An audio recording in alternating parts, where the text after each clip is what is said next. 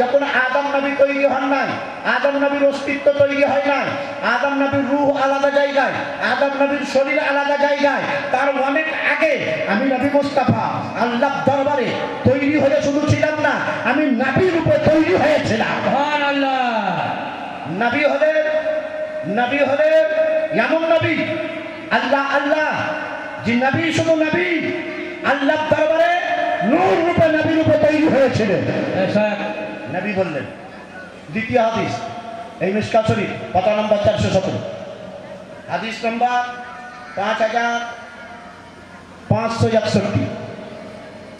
عن البز بن سارية قال رسول الله صلى الله عليه وسلم إني مكتوب عند الله خاتم النبيين وآدم لا منجدلة في دينته।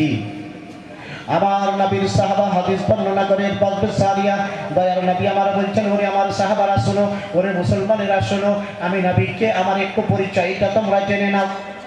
ও গো নবী কে গো তুমি দাও গো পরিচয়, তোমার পরিচয় না পেয়ে লোকে কয় যে তোমায় বড় ভাই, দাও গো পরিচয়। আমার নবীকে সবাই চিনতে পারে না।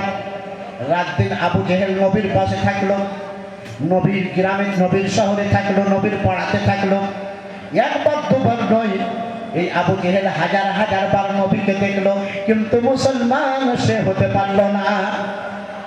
এই আবু জেহেল কত পরীক্ষা নিরীক্ষা করলো। একদিন আবু জেহেল মুসনবী শরীফের মধ্যে আল্লামা রুমি হাদিসটা বর্ণনা করেন, আবু জেহেল হাতের মুঠোর মধ্যে কয়েকটা ছোট ছোট পাথর ভরে নিয়েছে, আর আমার নবীর দরবারে এসে বলছে, এ মোহাম্মদ তুমি তো নিজেকে নবী বলো, আর যে নবী হয় সে গায়েবের খবর বলতে পারে, যে নবী হয় সে আশ্চর্য খবর বলতে পারে, যে নবী হয় সে অদৃশ্যের খবর বলতে পারে। এ মোহাম্মদ তুমি নিজেকে নবী বলো, তুমি তো অনেক রকম জাদুবিদ্যায় দক্ষতা লাভ করেছো, নাউজুবিল্লাহ। বলছে, আমার হাতের মুঠোর মধ্যে কি আছে, আমার হাতের ভিতরে কি আছে তুমি বলে দাও। নবী আমার বলেন, ওরে আবু জেহেল, আকে মান তু গর তু বি খাওয়াহি, আকে मन बगोया माँ के चीज या आके बागोया माँ के कंदरोस। আবু জেহেল শুনে নাও, তোমার হাতের মুঠের মধ্যে যা আছে আমি যদি বলে দিই, তুমি হয়তো জাদুঘর আমাকে বলবে, তুমি হয়তো আমাকে জাদুঘর বলবে, আমার উপরে ঈমান আনবে না। আবু জেহেল রে, শুনে নাও, আমি একটা পরামর্শ তোমাকে দিই, তোমার হাতের ভিতরে যারা আছে তাদেরকে জিজ্ঞাসা করো আমি কে, আমার পরিচয়টা তোমাকে তারা দিয়ে দিবে। আবু জেহেল বেচারে, এদের মুখ নাই, এরা বলতে পারবে না। বলছে, এই গাদা আবু জেহেল, ওর মুখ আছে না আছে এটা তোর দেখা দরকার নাই, ওদেরকে জিজ্ঞাসা কর, সামনে দাঁড়িয়ে আছে এই ব্যক্তিকে বলো, দেখ এটাই ভালো হয়, তোর হাতে যারা আছে তারা আমার পরিচয়টা দিয়ে দিবে, পরিচয়টা দিয়ে দিবে। আবু জেহেলকে এই জন্য বলছে, কার তুমি খাওয়াই মাকে চিজ, তুমি যদি বলো তোমার হাতে কি আছে আমি ঝট করে বলে দেবো, আমি তাড়াতাড়ি বলে দেবো। কিন্তু ভালো এটাই হয় যে আকে বাগ হয়ে যাবে মা হাকি কম দরুস, বুঝছো, ওই পাথরগুলো যা তোমার হাতে আছে তারা যদি বলে দেয় আমি কে, এটাই তোমার জন্য ভালো হবে। আল্লাহ আল্লাহ, তার মানে আবু জেহেলের মতো কাফেরেরও আকীদা বিশ্বাস যে জিনিস দেখতে কেউ পায় না, নবী যে হবে সে দেখতে পাবে। সুবহানাল্লাহ। যার খবর কেউ দিতে পারে না, নবী যে হবে সে খবরের দিতে পারে। আবু জেহেলেরও আকীদা আসমানের খবর নবী দিতে পারে, জমিনের ভিতর খবর নবী দিতে পারে, কবরের ভিতরের খবর নবী দিতে পারে। এই জন্য তো আমার নবীর জন্য বলা হয়, ভরি ভরি হাদিস আছে, আসমানের খবর আমার নবী দিয়েছেন, জমিনের খবর আমার নবী দিয়েছেন, পশ্চিমের খবর আমার নবী দিয়েছেন, পূর্বের খবর আমার নবী দিয়েছেন, আরশ কুরসির খবর আমার নবী দিয়েছেন, লৌহ কলমের খবর আমার নবী দিয়েছেন, দিনের খবর আমার নবী দিয়েছেন, রাতের খবর আমার নবী দিয়েছেন, মায়ের পেটে কি সন্তান আছে তার খবর আমার নবী দিয়েছেন, অনেক মানুষের জন্য কে কবে মারা যাবে সে খবর নবী আমার দিয়েছেন। আর যে আল্লাহকে কেউ দেখতে পাই না, সে আল্লাহকে স্বয়ং আমার নবী দেখেছে। এই জন্য আমার আলা হযরত বলে দিলেন, और कोई गायब क्या तुमसे नहा हो भला, और कोई गायब क्या तुमसे नहा हो भला, जब ना खुदा ही छुपा तुम पे करो रोजा रोज, काबा के बकरी पूजा तुम पे करो रोजा रोज, पैदा के शमसुल जुहा तुम पे करो रोजा रोज। मुसलमान তাই আবু জেহেল বুঝা, আচ্ছা ঠিক আছে, তাহলে আমার হাতে যারা আছে তাদেরকে শোধা, তাদেরকে জিজ্ঞাসা করি। আবু জেহেল জিজ্ঞাসা করলো, ওই ছোট ছোট পাথরেরা আমার নবীর দরবারে এসে তারা শিষ্য গ্রহণ করেনি, আমার নবীর সাহাবা তারা হয় নাই, কিন্তু তারা চিনে, তারা জানে ইনি কে। ওই পাথরের মুখ নাই, বিনা মুখেই তাদের থেকে মানুষের মতো আওয়াজ এলো, আশহাদু আন্নাকা রাসূলুল্লাহ।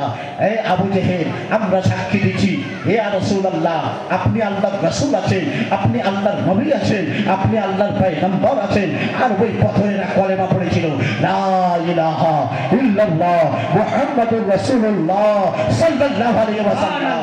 সঙ্গে সঙ্গে আবু জেহেল আর থাকতে পারলো না, পাথরগুলোকে ছুঁড়ে ফেলে দিল। নবী আবার বলেন, আবু জেহেল রে, পাথরের চেয়েও তুই নিকৃষ্ট, ওই পাথরেরাও আমার কলেমা পড়েছে, আর তুই মানুষ হয়ে আমার কলেমা পড়লি না। বাবা আমার নবীকে চিনার জন্য আবু বকর সিদ্দিক বয়স করেনি, মাওলানা আলী রাদিয়াল্লাহু আনহু তাদের মতো চোখ বাঁক, আবু জেহেলের মতো নবীর মুহাব্বতহীন অন্তর বানাতে গেলে নবীকে বুঝতে পারবেন না। নবীর মুহাব্বতে বাসা বানান নিজের অন্তরে, নবীকে ভালো লাগবে, নবীর সুন্নতকে ভালো লাগবে, নবীর নাম ভালো লাগবে, নবীর সাহাবা ভালো লাগবে, নবীর আহলে বাইত ভালো লাগবে। সুবহানাল্লাহ। তাই নবী আমার বলেন, ইন্নী মাকতুবু ইনদাল্লাহি খাতামুন নাবিয়্যিন, আমি আল্লাহর দরবারে শেষ নবী রূপে লেখা ছিলাম, শেষ নবী রূপে তৈরি হয়েছিলাম। ওই সময়ে আদম নবীর পদার্থগুলি আলাদা আলাদা জায়গায় ছিল, অর্থাৎ আদম নবী এখনো তৈরি হয় নাই, তার অনেক আগে আমি আল্লাহর দরবারে নূর রূপে নবী রূপে তৈরি হয়েছিলাম। তাহলে সেই নবী এলেন কাজ্জা, সেই নবী এলেন যিনি তৈরি হয়েছিলেন। নবী আমার বলেন যে আমার জন্মের কথা শুনুন, আমার জন্য ইব্রাহিম নবী দোয়া করেছিলেন, রব্বানা ওয়াজআল ফীহিম রাসূলা, রব্বানা ওয়াবআস ফীহিম রাসূলা, হে আল্লাহ ওই নবীকে আমার বংশে পাঠাও। বলছি ইব্রাহিম নবী আমাকে নিজের বংশে পাঠানোর জন্য আল্লাহর দরবারে দোয়া করেছিলেন, আমি হলাম সেই নবী। ইব্রাহিম নবীর দোয়া। ঈসা নবী আমার জন্য বলেছিলেন যে আমার পরে একজন পয়গম্বর আসছেন, যার নাম হবে আসমানে আহমদ, জমিনে যার নাম হবে মুহাম্মদ সাল্লাল্লাহু আলাইহি ওয়াসাল্লাম। বলছে সেই নবী আমি। আর আমাকে যখন জন্ম দেয় আমার মা অলৌকিক ঘটনা দেখেছিলেন, মুজিজা দেখেছিলেন, আশ্চর্য ঘটনা দেখেছিলেন।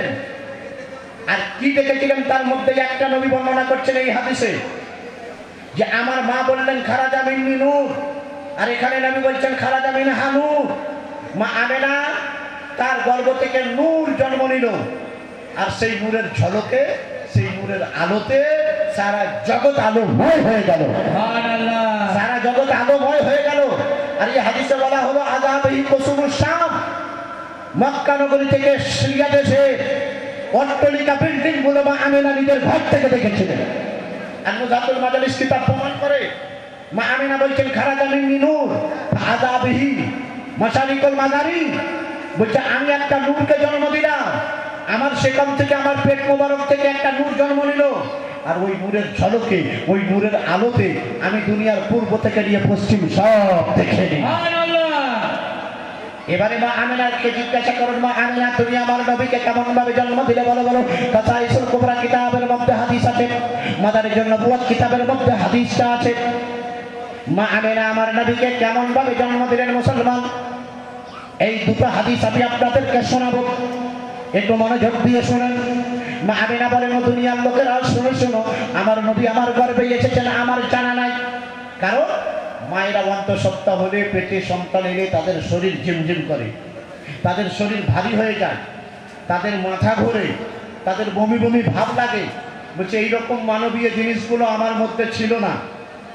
নবী আমার পেটে এসেছেন আমার জানা নাই, কারণ আমার শরীরে কোনো অস্বস্তি ভাব নাই, আমার শরীরে কোনো অলসতা ভাব নাই, আমার মাথাও ঘোরে না, আমার বমি বমি ভাবও হয় না। তা মা আমেনা তুমি কি করে জানতে পারলে যে নবী তোমার গর্ভে এসেছে?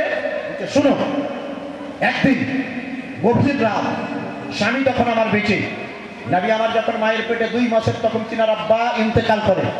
কিন্তু তার আগের ঘটনা বলছে, আমার স্বামী আব্দুল্লাহ চলে গেছেন কাবা ঘর জিয়ারতে ভোরের দিকে, রাত 2:30-3টে। বলছে আমার শ্বশুর মশাই আব্দুল মুত্তালিব তিনিও চলে গেছেন কাবা ঘর তাওয়াফ করার জন্য। বলছে আমি ঘুমিয়ে পড়লাম, কি করব? হঠাৎ স্বপ্নে দেখতে পেলাম একজন তাল গাছের মতো উঁচু বিশাল একজন বজ্রক, মাথায় তার সাদা পাগড়ি, বুক ভরা তার দাড়ি, হাতে লাঠি, তার শরীর থেকে সুগন্ধ বের হয়।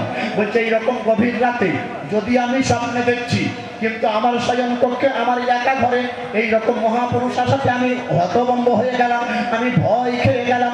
জিজ্ঞাসা করলাম বানামটা, বাবা রে আপনি কে? তখন ওই ব্যক্তি বলছে